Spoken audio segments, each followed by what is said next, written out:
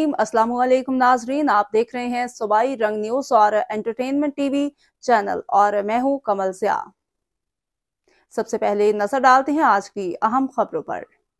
खबर शामिल करते हैं भक्कर से। हमारे ब्यूरो चीफ सैयद मुशर्रफ अली शाह की रिपोर्ट के मुताबिक भक्कर पुलिस की जानिब से ईस्टर डे की तकरीबात के मौके पर ज़िला भर में मसीही इबादत गाहों पर सिक्योरिटी के सख्त इंतजामात।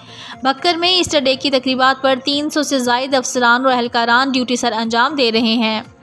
भक्कर में इबादत के लिए चर्चेज में आने वाले शुरका को मुकम्मल चेकिंग के बाद गिरजाघरों में जाने की इजाज़त दी जाएगी। मसीही इबादत गाहों की सिक्योरिटी के इंतजाम की निगरानी तमाम SDPOs और SHOs खुद कर रहे हैं। ईस्टर डे की इबादत के दौरान चर्चेज के गिरदनवा में मौसर गश्त जारी रखते हुए मशकूक अफराद की नकलो हरकत पर भी नज़र रखी जा रही है। तमाम चर्चेज पर एलीट फोर्स के मुसल्ला चाको चौबंद दस्ते भी सिक्योरिटी पर मामूर किए गए हैं।